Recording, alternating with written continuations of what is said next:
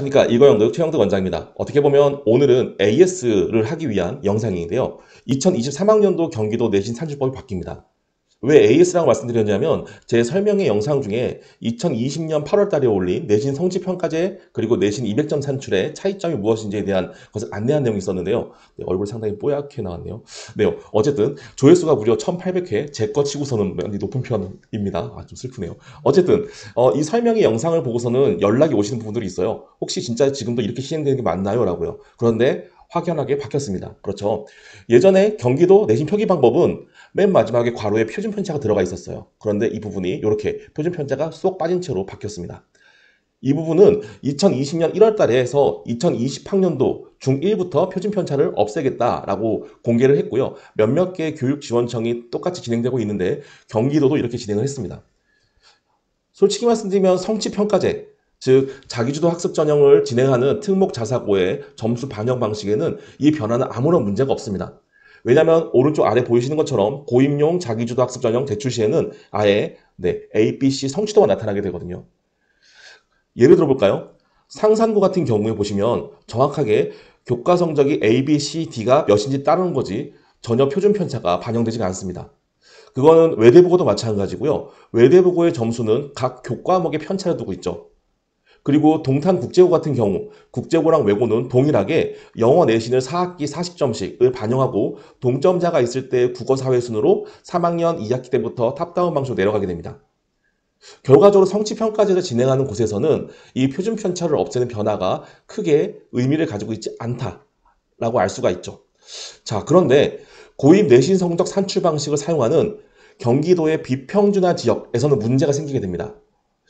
교과 200점 만점제는요, 내신 150점, 출결 20점, 봉사 20점, 그 다음에 수상실적하고 자치 임원 활동 10점이 반영돼서 총점이 되는데요. 요 내신 150점을 내는 방식에 문제가 생기는 거죠. 왜냐하면 2020학년도까지는 표기에 보이는 것처럼 과목 표준 편차라는 것이 점수 산정 방식에 반영이 되어 있습니다.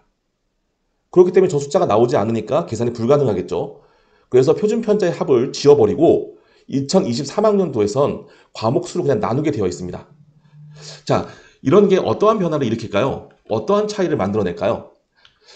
경기도 고입 포털에 들어가 있는 엑셀 파일로 한번 계산을 해봤는데요. 2022학년도 한마디로 전 학년도까지 진행했을 때 95점 그리고 3학년도에는 100점에 자기 점수를 넣어봤습니다. 자, 그런데 점수가 둘이 같지를 않아요. 1학기하고 2학기, 3학년 1학기하고 2학기가 내 점수는 100점이 좀 다릅니다. 왜 그렇죠? 보니까 평균이 다릅니다. 그렇죠. 그러면 과연 평균이 높은 학교가 공부를 잘하는 학교일까요? 또 그렇지는 않습니다.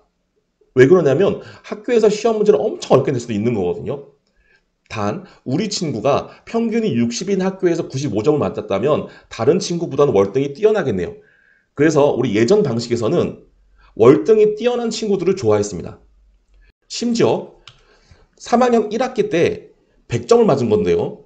올백을 맞았을 때 27.8점이 나와요. 평균이 80이라면. 그런데 평균이 60이면 취득점수가 95점만 나와도 29점이 나타납니다.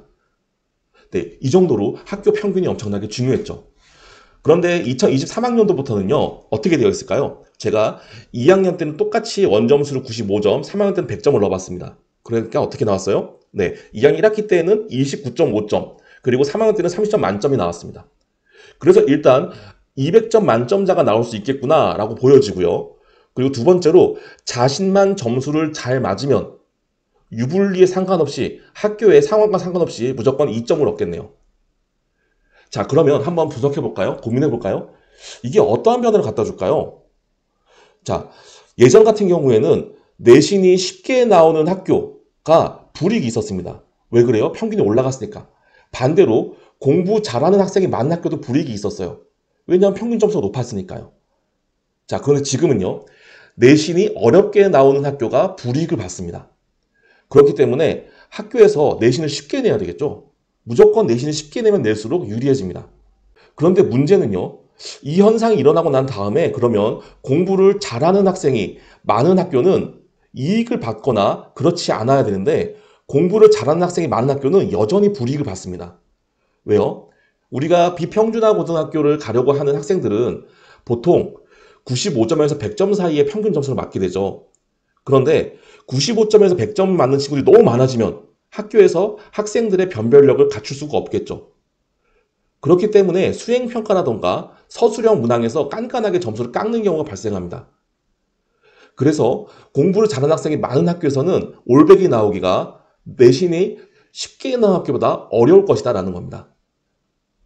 그래서 이게 첫 번째 문제가 될 것 같고요. 여기서 정리를 해보면 예전에는 193에서 195의 커트라인 정도의 비평준화 고등학교였다면 지금은 198점 정도에서 199.5점 정도가 커트라인이 될 확률이 높아졌습니다. 그런데 공부를 잘하는 학생이 많은 학교, 한 학교에서 막 20명 정도씩 만점자가 발생하면 어떻게 될까요? 문제가 커지겠죠. 그렇기 때문에 더더욱이 공부를 잘하는 학생이 많은 학교는 불이익을 주면서 점수 조금씩 더 깎을 겁니다. 한마디로 시험을 깐깐하고 어렵게 낸다는 거겠죠. 그래서 올해 예측서는 198.5점 정도에서 199점 사이가 되지 않을까라고 조심스럽게 예측을 해보고요. 또 한 가지, 우리 부모님들께서는 이제 교육시장이 좋은 지역에 사시면서 한마디로 공부를 잘하는 학생이 많은 학교를 생각하시면서 의외로 199점에서 200점이 안 나오겠다라고 생각할 수 있지만 조금 외진 지역에 독특하게 공부를 잘하는 학생 한둘이 오히려 200점을 맞을 확률도 상당히 많다라는 것도 놓치면 안 되는 부분입니다. 자, 그런데 또 걱정되는 부분이 있어요. 내신이 어렵게 나오는 학교가 불이익을 받기 시작을 했습니다. 그러면 내신이 쉬워지는데요. 내신이 쉬워진다는 게 과연 우리 친구들한테 좋은 점일까요? 만약에 비평준화의 특목 자사고와 동시에 준비하는 친구라면 이것은 아주 땡큐인 상황일 겁니다. 왜냐하면 여태까지는 200점 만점 맞기 힘들었는데 사실은 특목고를 가려면 올 A를 맞은 다음에 그 외에 비교과 활동을 하는 것도 유리했던 거거든요. 그런데 내신이 쉬워지니까 만점 맞기도 쉬워지고 비교과도 챙길 수 있겠죠. 그래서 조금은 유리해진 부분이 보입니다. 유리해졌다고 하기보다는 예전보다 덜 힘들었다고 보는 게 좋겠죠. 그런데 저는 이게 문제점이 생기는 게 고등학교 내신 대비를 할 때 사실 어려운 시험을 중학교 때 풀어보는 게 상당히 도움이 되거든요. 그런데 앞으로 고등학교 내신 대비를 하는 거에 대해서 태클이 올 수도 있다. 한마디로 고등학교에 올라가서 내신을 해보고서 멘탈이 나갈 수도 있다라는 걱정도 해봅니다. 결론적으로 말씀드리면 비평준화 지역하고 평준화 지역이 나누어져 있는데 이 친구들이 똑같이 특목 자사고를 지원할 때에는 성취평가제인 ABCD를 사용을 하더라. 그런데 평준화 지역에서는 그 이후에 지역 내에서 지원을 할 때 추첨제로 하는데 비평준화 지역에서는 이렇게 200점 만점제를 진행하더라 라는 차이가 있는 거고요. 경기도의 평준화 지역에서도 경기도의 비평준화 지역에 200점 만점제 점수를 갖고 들고 가서 지원할 수도 있다는 것도 기억해 주시면 좋겠습니다. 자, 200점 만점제면 그럼 성취평가제랑 똑같이 내신 점수만 반영되는 것이냐? 그것이 아니고요. 이렇게 출결, 봉사, 그리고 실제로 자치활동을 하면서 10점 만점을 채우고 수상시험까지 하는 방법이 더 추가됩니다. 한마디로 일반 특목 자사고를 지원할 때보다 이 빨간 박스 안에 있는 부분은 더 진행을 해야 되는 거고요. 이 부분은 최근에 2025학년도 예고안까지 나타났는데 거기에서도 변함없이 유지가 되고 있습니다. 자, 비평준화 지역에서 200점 만점제를 지금 받고 있는 친구들의 장점과 단점, 그리고 현재 변화와 이익의 불이익, 그리고 우리 친구들이 어떠한 것들을 신경 써야 하는지 정확하게 확인하셨나요? 자, 그럼 모두 화이팅입니다.